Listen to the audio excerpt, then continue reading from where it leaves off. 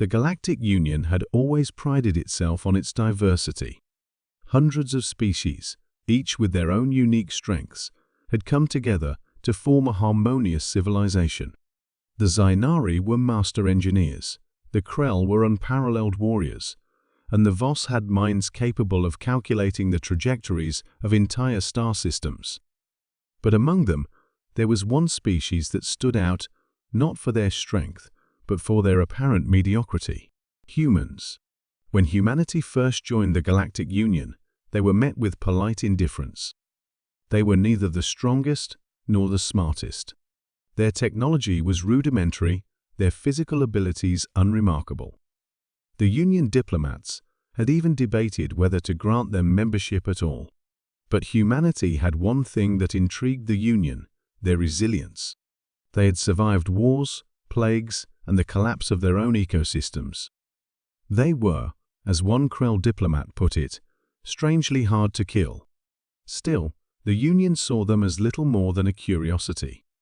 Humans were placed on the lower tiers of the galactic hierarchy, given menial tasks, and relegated to the fringes of Union space.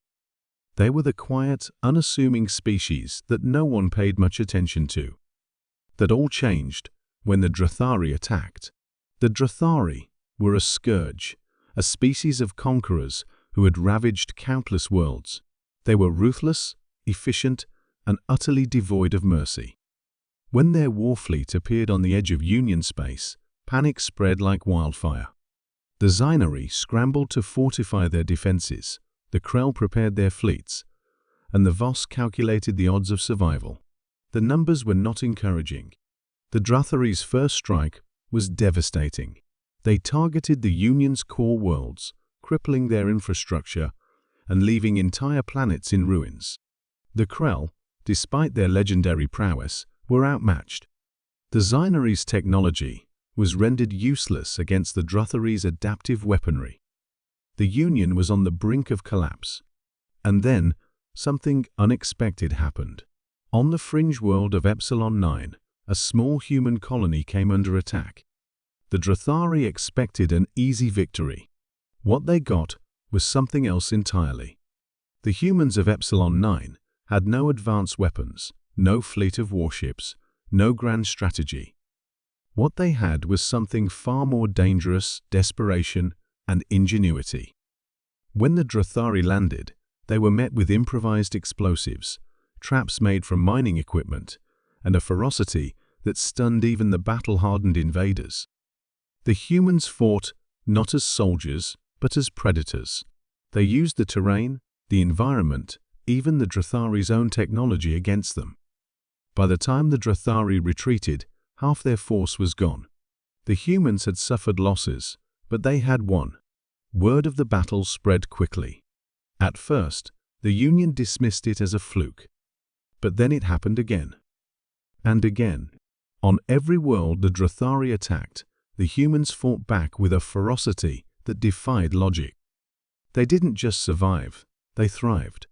The Krell, who had always seen themselves as the galaxy's greatest warriors, were baffled.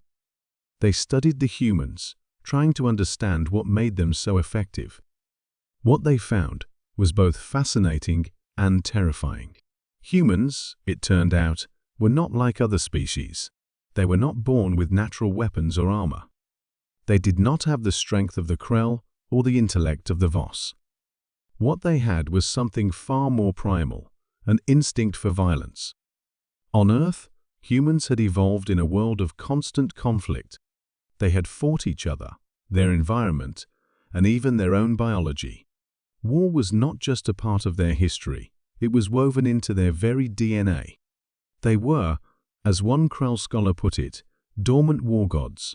When the Drathari attacked, they awakened something in humanity that had been lying dormant for centuries. It was as if the humans had been waiting for a challenge worthy of their potential. And now that they had found it, they embraced it with a terrifying enthusiasm.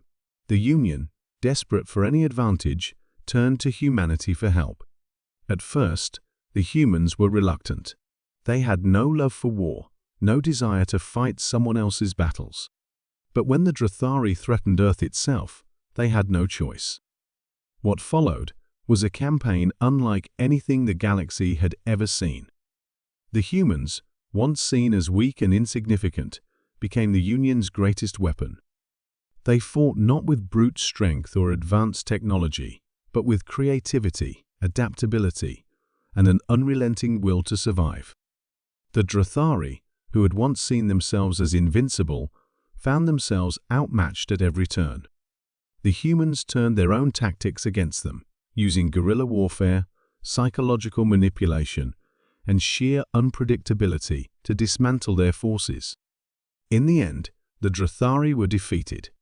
The Union was saved, not by the Krell or the Zainari or the Voss, but by the species they had once dismissed as irrelevant. After the war, the galaxy looked at humanity in a new light. They were no longer the quiet, unassuming species on the fringes of Union space. They were the dormant war gods who had awakened to save them all. And as the humans returned to their quiet lives, the galaxy couldn't help but wonder, if the Drathari had been enough to awaken them, what other horrors lay hidden within their DNA. For now, the humans were at peace, but the galaxy knew better than to underestimate them again. After all, even dormant war gods are still gods,